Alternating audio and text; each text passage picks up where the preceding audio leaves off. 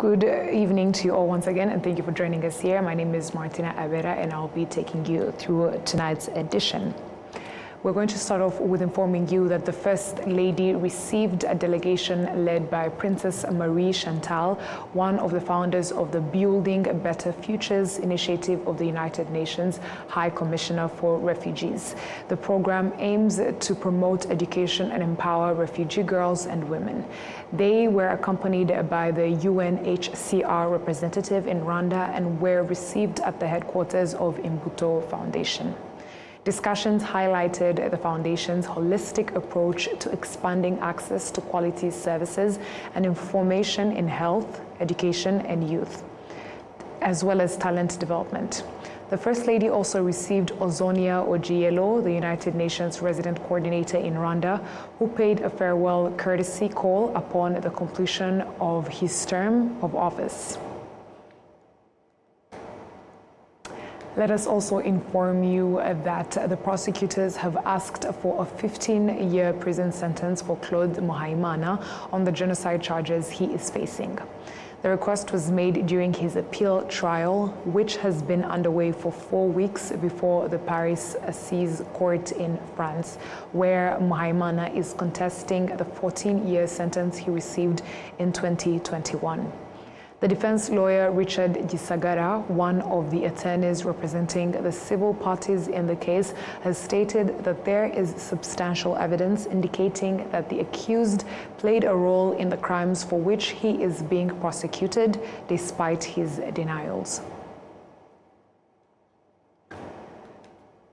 Moving ahead, the city of Kigali has indicated that since the introduction last year of satellite imagery technology to monitor construction activities, more than 8,000 buildings have been identified as having been constructed, but only about 3,000 of them met the required standards and possess proper permits.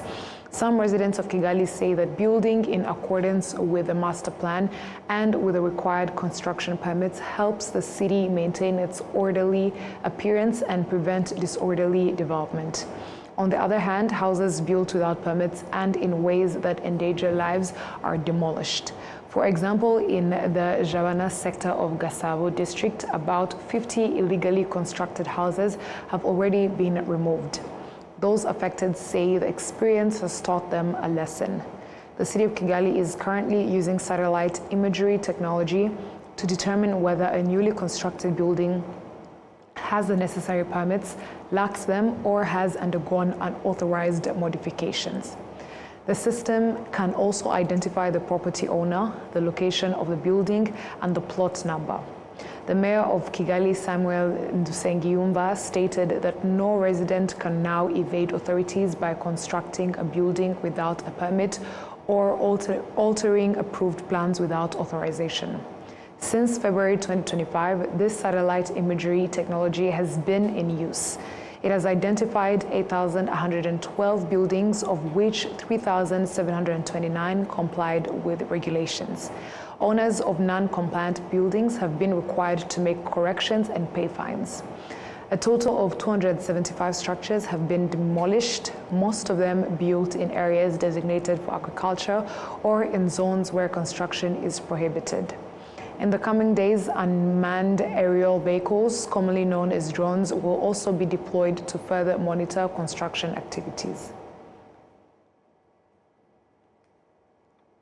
A new study conducted by Creative Visions in the partnership with the Ministry of Youth and Arts reveals a significant knowledge gap among artists in Rwanda when it comes to monetizing their talent for personal income and national economic growth. William Evans Mutabazi has more.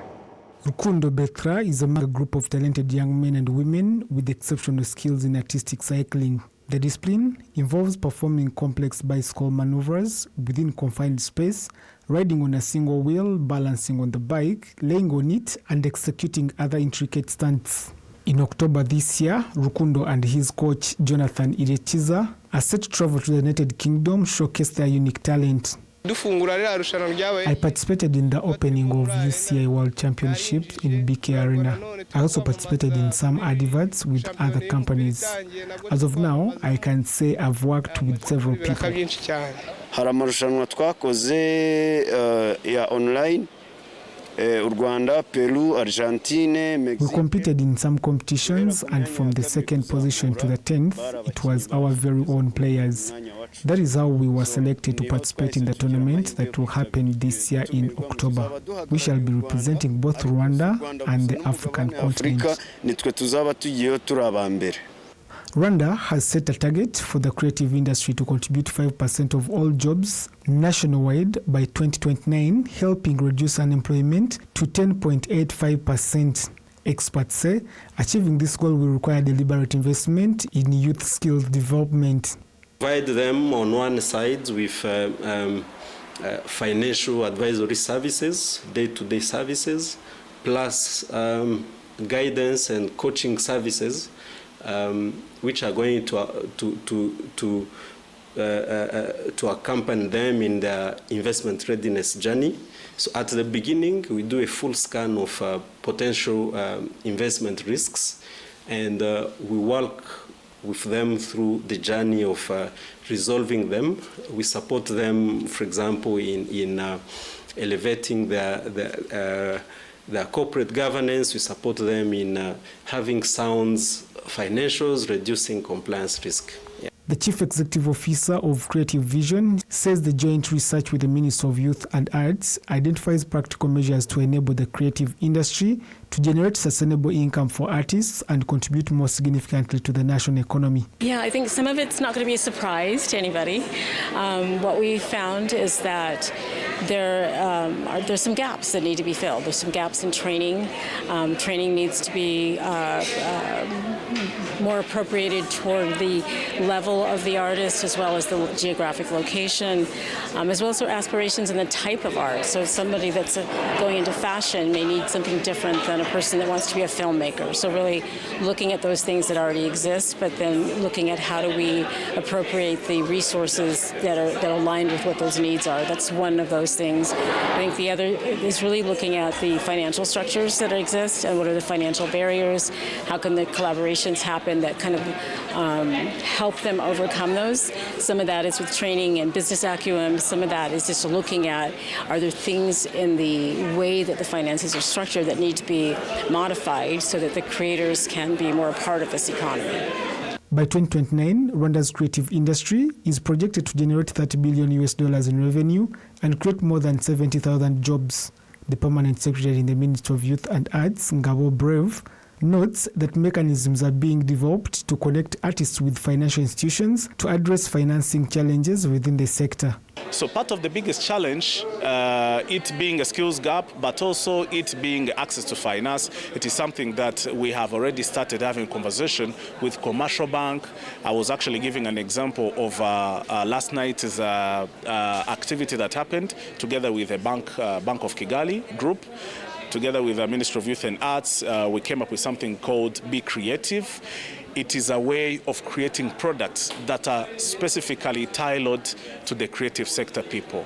So it is actually a big step, and we would like to also have more than one bank, more than one commercial bank coming on board, trying to create specific products for our young people, especially in art sector. Look at around the people we invited. We also had people from bank. They also gave us their insight, and they gave an intervention of how they were thinking about the industry, and glad that they have learned a thing or two of how this thing can also make, we can make a life out of it, yes.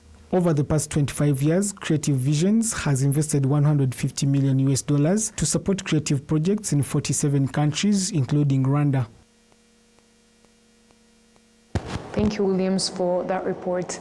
The United Nations Children's Fund stated that Rwanda has made significant progress in safeguarding children's rights within its justice system. However, it noted that more efforts are still needed, especially in cases involving children who commit offenses punishable by law, as highlighted by Dominic Mutanga, Deputy Representative of UNICEF in Rwanda. Rwanda has made significant progress around promoting and protecting a child-friendly justice system. But be that as it may, we need to build on that foundation so that the system becomes more child-friendly. So there are different pieces that Rwanda has done, and we are working to try and bring those pieces together so that we promote the best interest of the child in every aspect of the justice system. We have children that are in conflict with the law. We want to make sure that if that happens, these children don't end up losing their childhood. They don't end up losing the opportunity to grow and develop in a way that helps them to contribute meaningfully to Rwanda's development. So this symposium is looking at two parts. One is the preventive aspects. What can we do to prevent children from being in conflict with the law? And that conversation brings in the family, the institutions, the frontline institutions such as the family, but also the schools and the community. And this is why we also have NCDA. Then we have the other aspect of this equation, which is about the actual justice system. To say, if children are in contact with the law or in conflict with the law, how should they be treated as they transition through the system? And for that, we want to make sure that the system is very child-friendly. What does that mean? It means that when children are being interviewed, if they've been in conflict with the law, that the person that is interviewing them understands that the children are in fear because they are children, and that everything to the best extent possible is done to ensure that these children are protected, that they are supported, and that eventually when they go through the system, that they do not end up being traumatized, and that they are supported to transition. But the best option that we are hoping for is prevention and diversion, so that we prevent them from coming into the system, but also that we prevent them from committing any crimes. But then, if and when they do, that they are diverted and they are handled and supported in a manner that helps us to promote the best interests of the child. During a two-day meeting bringing together all institutions involved in child protection in Rwanda, discussions focused on how to first and foremost help children avoid committing crimes that lead them into the justice system. For those who do end up in the system, the aim is to support them through a process in a way that enables them to emerge as responsible citizens who contribute positively to the country. UNICEF emphasized that it is working to support children themselves, their caregivers, families, and other stakeholders to better understand children's rights, noting that limited awareness remains a major challenge. Any government in the world, one of the big responsibilities is to enact the laws to create an enabling environment for these protections to happen. And Rwanda has done that. Rwanda has created an enabling environment by creating the laws that would allow for this. So this symposium is also in part, a part of this is going to reflect on some of the gaps that are there. So what are some of the gaps? Some of the gaps are, for instance, the professionals, right? The professional workforce that are specifically trained to support children in dealing with the issues that are specific to children. There is a gap there, and UNICEF has invested in that. In working with the government, we have supported the institutionalization of a diploma that would then support professionals, because law is not just about what's written on paper; it's also about enacting that and also making sure that it's actually lived. So we have supported as UNICEF both in terms of the frameworks that guide the protection in terms of the legal frameworks, but we are also supporting the capacity development of the professionals that will then be placed within the system to be able to respond to some of the issues. Then, because law is not just about what happens or justice is not just about what happens in the court system. It's also about what happens at the family level. UNICEF has also been investing in positive parenting. So we have worked very closely with the NCDA to support the development of positive parenting guidelines, so that already we have a preventive mechanism, because families are the first lines of defense to ensure that young people understand that what should happen in terms of the protection of their rights. We are also always raising awareness across the institutions that we're working with, that children are rights holders. They should not just be treated as subjects of the law, but that they should be treated as rights holders who have full rights, and that we as parents, we as community, we as government, we as partners who are supporting the government, that we are duty bearers. We must work together to promote and protect the rights of children. And rights, I mean, are extensive. We're not just talking about the right to justice, but also like rights to education, to water, and so forth and so on, that we work together to protect those rights. So one of the sections in UNICEF that works with it, we have a child protection section, obviously, that works around protecting the rights of children, but we also have another area that's called social behavior change, which is about addressing the social norms or the barriers that keep us from fully exercising the rights of children. So one of the things that UNICEF actively does is community engagement to promote the rights of children. And this is not just about the right to clean water, to education, but also nutrition and so forth. So sometimes we run campaigns, we work with the government, with the different ministries to ensure that children are protected. There's also, we talked about homes, but we know that now children are not just living, they are not, the environments where children are is not just the physical space. Children are also now spending a lot of time online. So we are working with the Ministry of ICT to ensure that there is child safety online. So the violations of rights that tend to happen are not just happening in the physical space, they are also now happening in the digital space. And from the physical to the digital space, UNICEF is working with the government to promote and protect the rights of every child in Rwanda. The management of Munini Hospital has announced that as part of efforts to further improve the services provided at the renovated facility, the hospital is expected to become a military hospital this year. This transition will also involve its elevation from a district hospital to a level 2 teaching hospital for surgical training. Since the renovation of the hospital buildings, patients say that services have significantly improved, as conditions that previously required referrals to other hospitals are now treated at Munini until full recovery. The new hospital building began operations in 2022. Constructed at a cost of nearly 9 billion Rwandan francs, it has the capacity to admit more than 170 inpatients.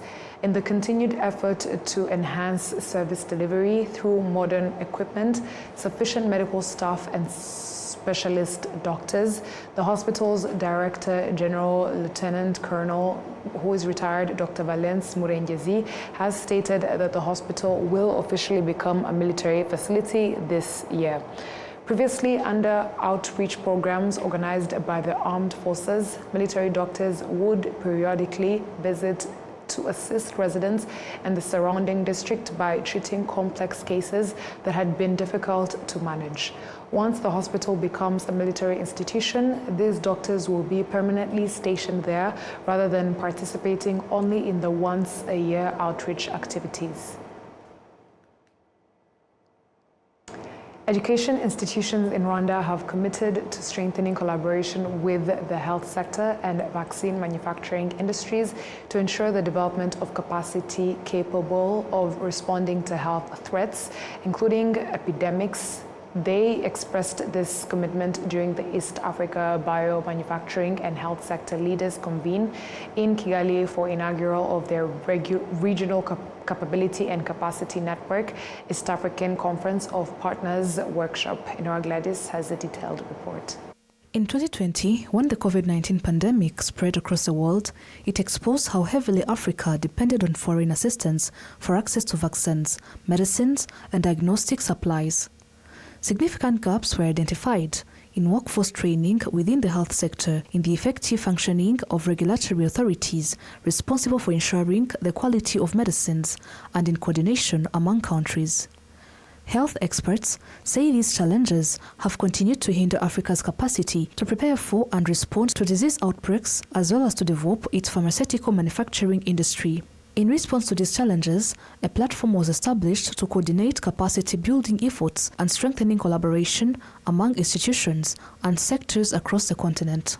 East Africa has since intensified efforts to build a resilient health system capable of addressing emerging health threats, including epidemics. In Rwanda, a biotic manufacturing facility has been established and is expected to produce vaccines and medicines.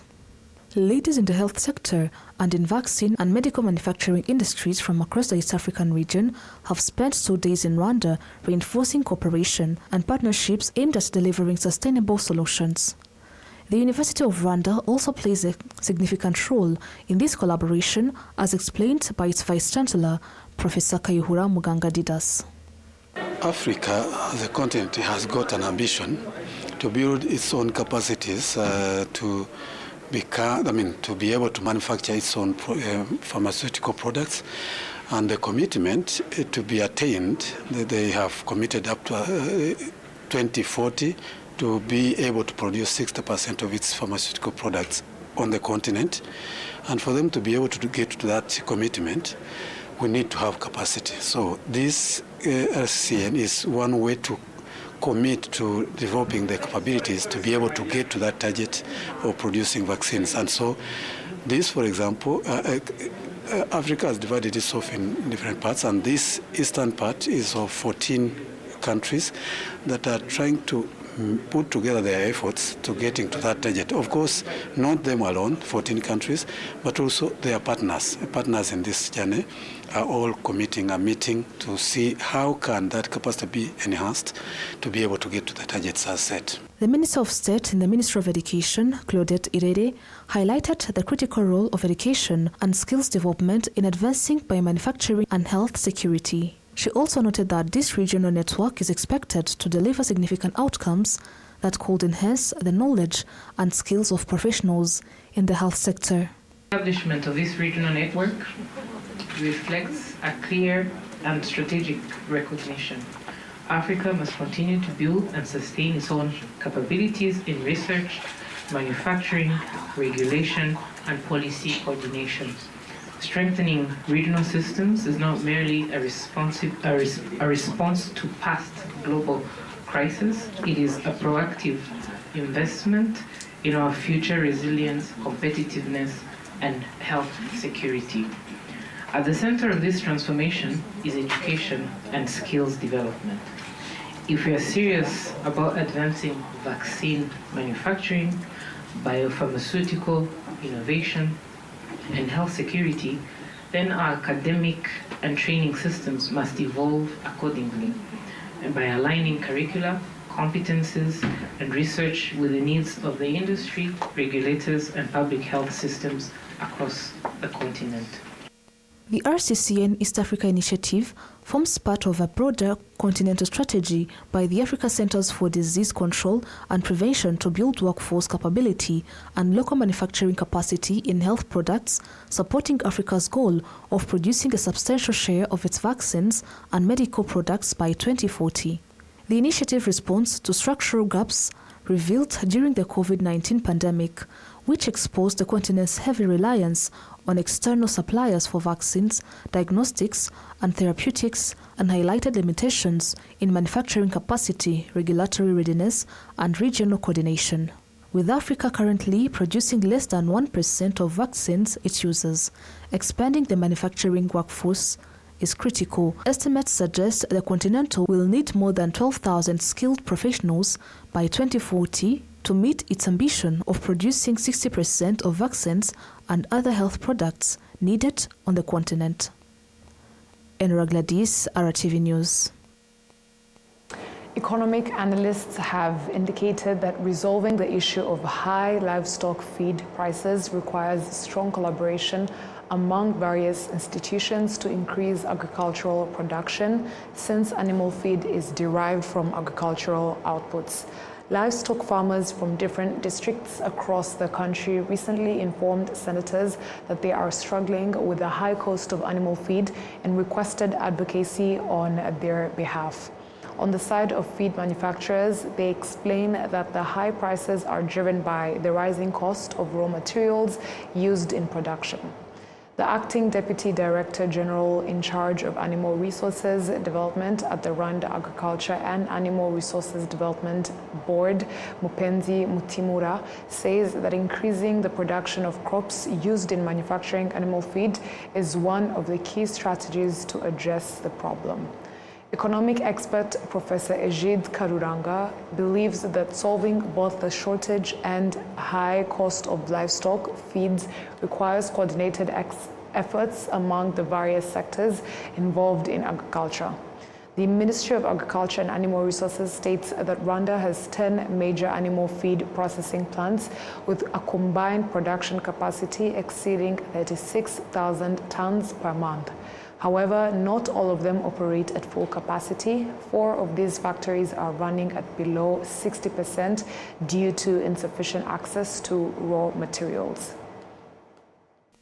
And on that note, we've come to the end of tonight's English Bulletin. Thank you for sticking with us on RTV News. My name is Martina Avera, and until next time, stay safe and have a good night.